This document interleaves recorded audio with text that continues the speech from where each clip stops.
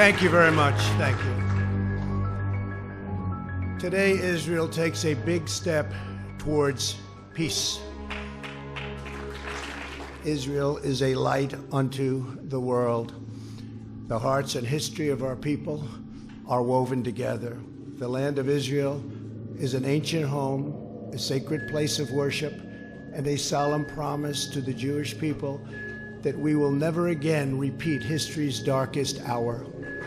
During my trip to Israel, I also met with Palestinian President Abbas in Bethlehem. I was saddened by the fate of the Palestinian people. They deserve a far better life. They deserve the chance to achieve their extraordinary potential. Palestinians have been trapped in a cycle of terrorism, poverty, and violence, exploited by those seeking to use them as pawns to advance terrorism and extremism. Forging peace between Israelis and Palestinians may be the most difficult challenge of all. All prior administrations, from President Lyndon Johnson, have tried and bitterly failed. But I was not elected to do small things or shy away from big problems. It's been a long and very arduous process to arrive at this moment. On Sunday, I delivered to Prime Minister Netanyahu my vision for peace, prosperity, and a brighter future for Israelis and Palestinians. This vision for peace is fundamentally different from past proposals. My vision presents a win-win opportunity for both sides, a realistic two-state solution that resolves the risk of Palestinian statehood to Israel's security. Today, Israel has taken a giant step toward peace. Yesterday, Prime Minister Netanyahu informed me that he is willing to endorse the vision as the basis for direct negotiations, and I will say the general also endorsed, and very strongly, with the Palestinians, a historic breakthrough. This is an unprecedented and highly significant development. Mr. Prime Minister, thank you for having the courage to take this bold step forward.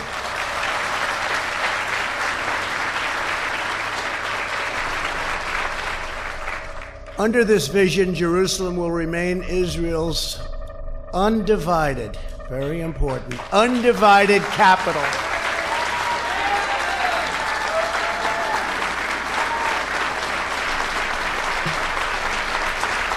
Therefore, it is only reasonable that I have to do a lot for the Palestinians, or it just wouldn't be fair.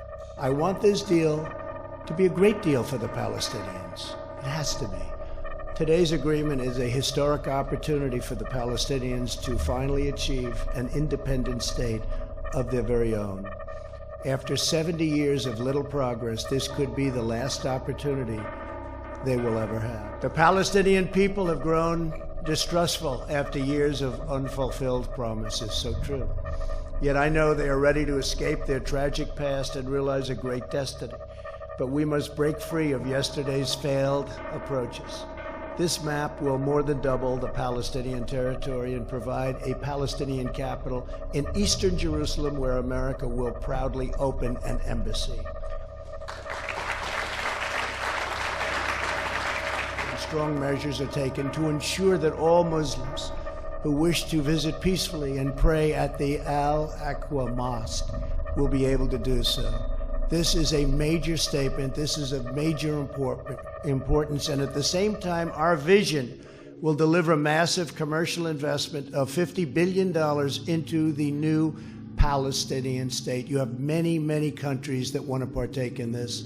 Over the next 10 years, if executed well, 1 million great new Palestinian jobs will be created. Their poverty rate will be cut in half, and their poverty rate is unacceptable now and only getting worse. Their GDP will double and triple, and much needed hope, joy, opportunity, and prosperity will finally arrive for the Palestinian people. Our vision will end the cycle of Palestinian dependency upon charity and foreign aid They will be doing phenomenally all by themselves. They are a very, very capable people. To ensure a successful Palestinian state, we are asking the Palestinians to meet the challenges of peaceful coexistence. President Abbas, I want you to know that if you choose the path to peace, America and many other countries, we will be there.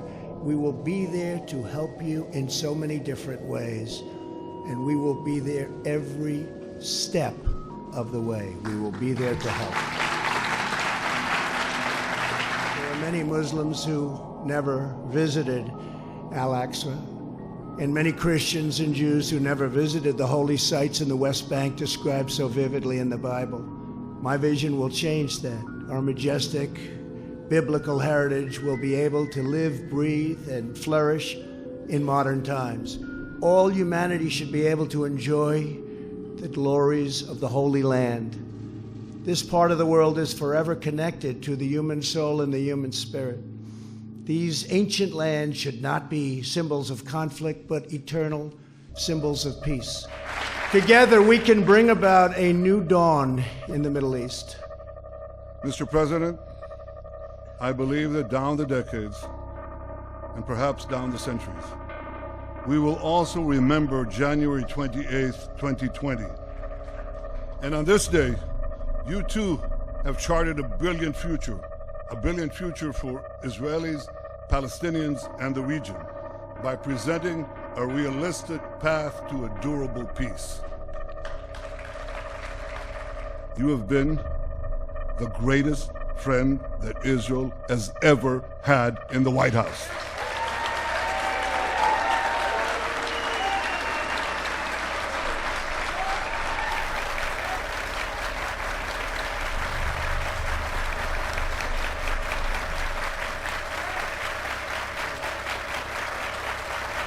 From our very first meeting here in the White House 3 years ago, you repeatedly made clear your commitment to help Israel achieve peace with the Palestinians and peace with the rest of the Arab world. You repeatedly made clear your commitment to help Israel achieve peace with the Palestinians and peace with the rest of the Arab world.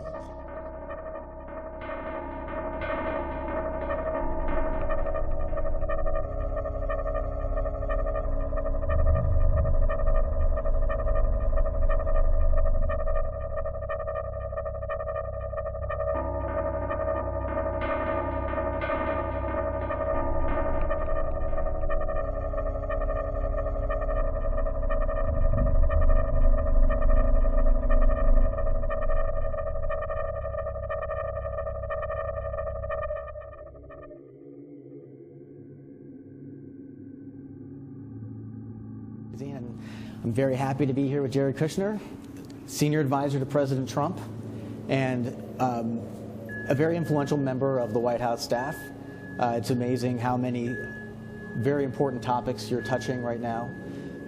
Middle East peace, the Middle East peace process. What I'll say about that is, when my father-in-law asked me to work on this project, the Middle East peace process, I mean, it's about as tough of a problem set as you can get. And so we've taken, I think, an unconventional approach. We've studied, all the different past efforts and how they failed and why they failed. And there's been some tremendous work done by the people who have worked on this before us. So we've tried to do it a little bit differently. Normally they start with a process and then hope that the process leads to a resolution for something they have been able to resolve for a long time. What we've done is the opposite. We've done very extensive research and a lot of talking to a lot of the people. We're not trying to impose our will. I think the document you'll see, which is a very detailed proposal, is something we created by engaging with a lot of people from the region and people who've worked on this in the past. And I hope that it's a very comprehensive vision for what can be if people are willing to make some hard decisions. And so we started with a proposed solution, and then we'll work on a process to try to get there. Does it include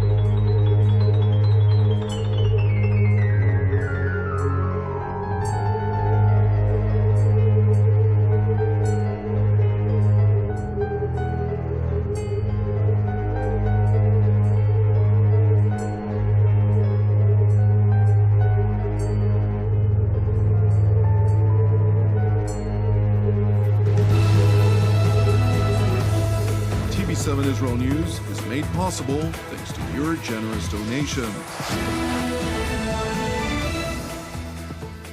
Shalom, good evening. This is TV7 Israel News broadcast to you from Jerusalem. And in today's top stories, Palestinian Islamists launched a barrage of rockets from the Gaza Strip toward Israeli territory late last night, prompting an Israeli retaliatory strike against Hamas positions in the jihadist-plagued Gaza Strip.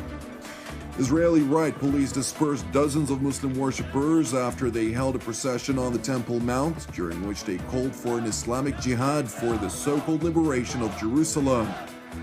Turkey and the Islamic Republic of Iran are championing the international opposition to the so-called deal of the century in response to calls by the Islamist Hamas organization to unite the Muslim world in confronting both the United States and Israel. In related news, southern Israel, the area on the border of the Gaza Strip, the West Bank districts of Judea and Samaria, as well as Jerusalem, continue to be on high alert. Early this morning, a few dozen Muslim worshippers began marching in a procession on the Temple Mount while chanting Islamic war slogans.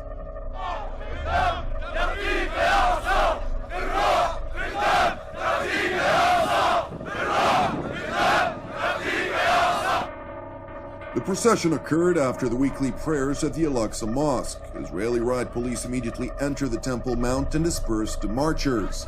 Police confirmed to TV7 that calm has been restored to the ancient compound, where both biblical temples once stood. Meanwhile, the Islamist Hamas organization called on the Arab and Islamic world to join forces in confronting the United States and Israel.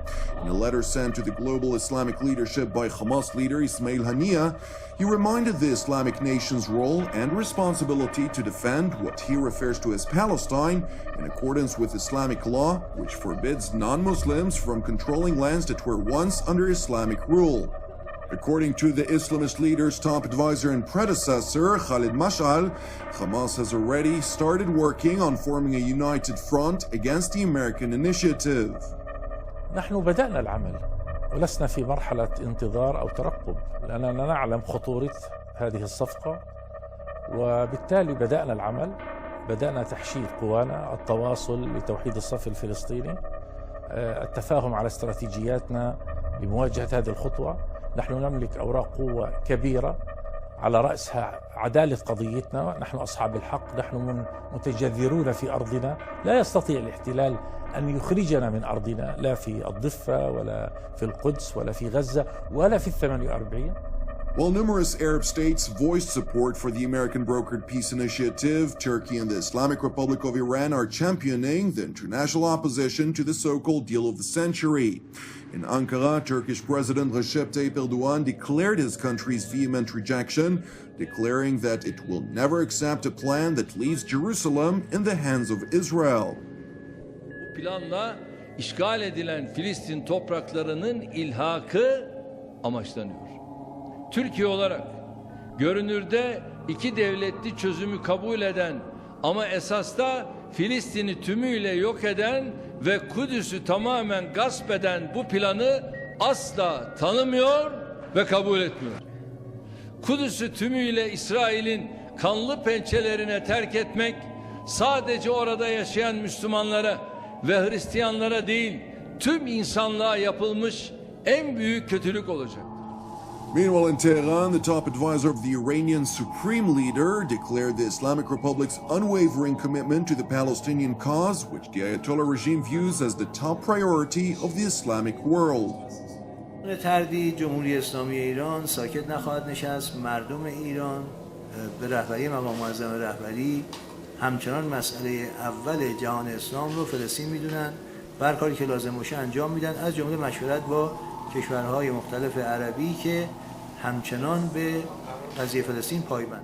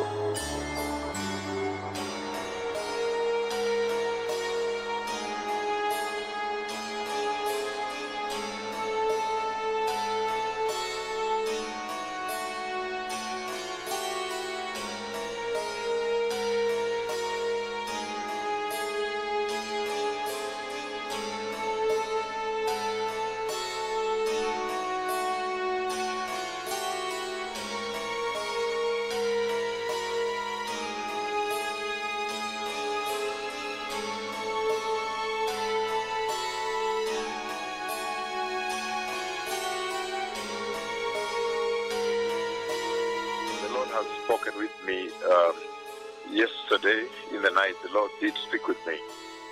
I was seated on a chair reading the Bible. And as I sat on that chair reading the Bible, then the Lord stole me away in a sleep. And then he spoke with me about what is about to befall the earth, what is going to happen to the earth. Now, I see a military aircraft, these very sophisticated strike aircraft, like the F-35s. Yes, I see with bombs, even the front part, the many bombs that are under the aircraft, because the Lord made the aircraft fly above me like this, and is headed in that direction. So it's very, very sophisticated. The F-35s, I see a tremendous war that is coming. And I have a feeling that the Iran nuclear war that I've been prophesying since the year 2005 is about to take place. Again, since September 27, 2005, from Mbeya, Tanzania, when the Lord spoke to me at Mbeya, Tanzania, about this tremendous war, the nuclear war that is going to take place, the Iran nuclear war, when there will be 2 missiles that strike the nuclear facility that is at the foot of a mountain in the desert. And so since then, I think that's Natanz Nuclear Center, something like that. But anyway, in Iran. Now again, this past night, when I was sitting down on a seat, reading the Bible, and then that time the Lord steals me away, and He shows me these strike aircrafts, the F-35, the top one, the stealth fighters, the ones that can evade radar. It's flying, and as it was taking off, the Lord makes the plane take off over me like this, so I can see under the aircraft. There's so many bombs it's loaded with. So the earth is sitting right now at the brink of a major war. I'm announcing here that I have seen a major war come to the earth. It's going to be a serious war to resolve this nuclear controversy, nuclear crisis that has been protracted over many years. Iran versus the rest. It looks like they send out strike aircrafts, and two, because I see their the copper tails of those bombs, 2 of them. The copper tails are spinning anti-clockwise. And then they strike this nuclear facility in Iran. And the fire that explodes from there goes as far as the east can go and as far as the west is. And small flames that go almost up into heaven, up very high into the sky. And the reason I use nuclear is because I see the small little flames within the big historic fire the earth has never seen before. And so we are sitting on the verge of a very major conflict. And yesterday the Lord now shows me these stealth fighters. Only the US and Israel have this type of aircraft. And it flies above me, and I see it headed that way. So there is going to be a serious situation come to the earth. The earth is sitting on the verge of a major meltdown, a major war. And remember, in that war, Israel must always win. So I've seen the strike aircraft leave with bombs in that direction. So the earth is sitting again on a major landmark that scores a very important point towards the glorious coming of the Messiah. We are all aware that nobody knows the day or the hour, and so I have always been very hesitant to locate that war on the prophetic timeline of the Lord.